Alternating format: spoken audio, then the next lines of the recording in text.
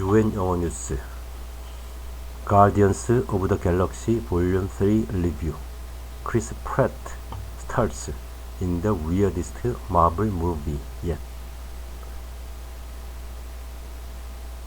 While Guardians of the Galaxy Volume 3 is the trilogy of most unruly, excessive installment, it's also sweetly touching, writes Nicholas Barber.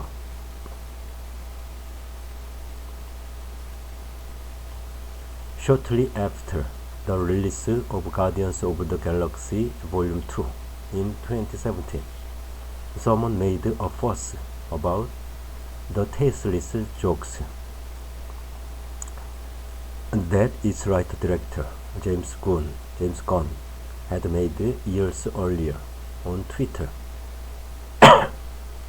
Gunn was then fired by Disney, the company behind Marvel Studios' superhero films, but because the cast and fans of Guardians of the Galaxy stood by him, he was eventually rehired.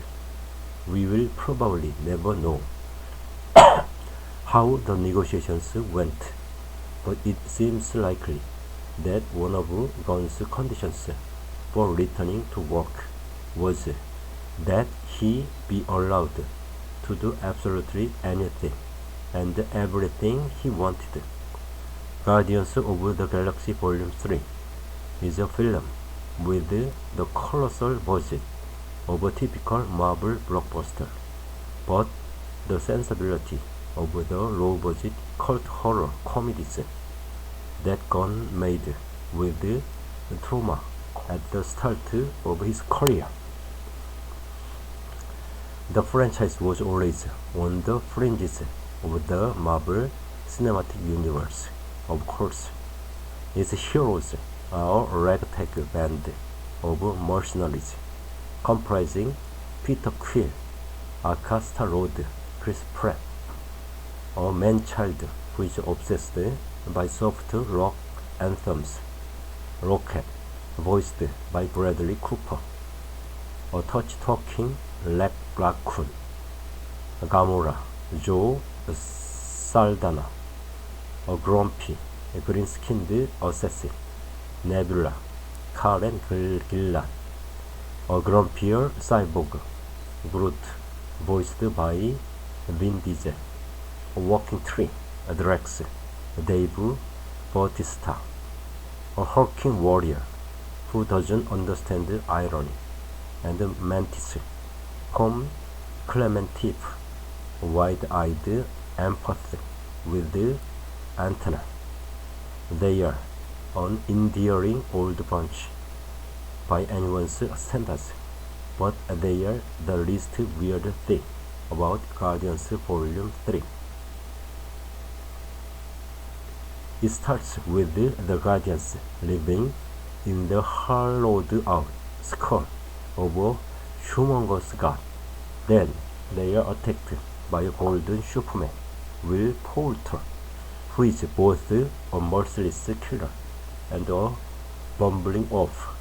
When Rocket is gravely injured in the attack, they go in search of his medical records, and the film becomes a haste caper set aboard a space station made out of pink lumpy meat.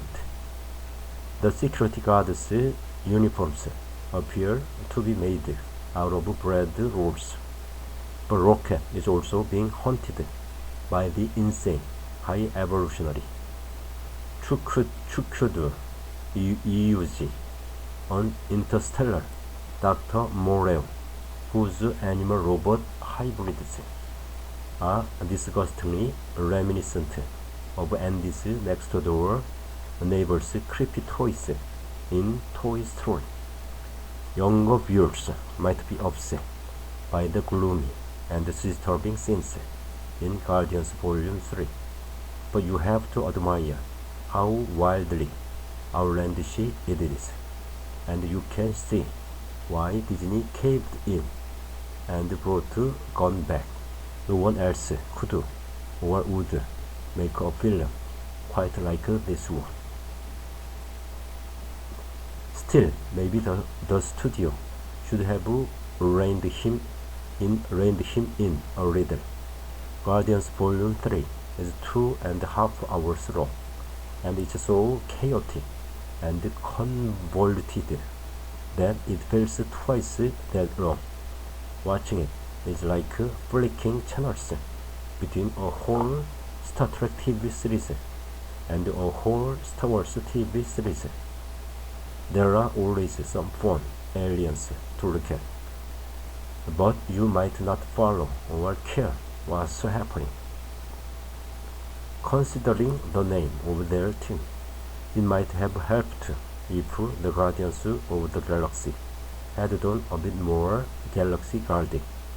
There's always a point in their films when they get their act together and do something heroic, but they do lots of drifting around the universe and bickering in the meantime. There's rarely any urgency to their adventures. About half of Guardians Volume 2 consisted of Star-Lord's origins being recounted in minute detail, and about half of Guardians Volume 3 is a succession of flashbacks explaining how Rocket went from Raccoon to gun-toting tech wizard.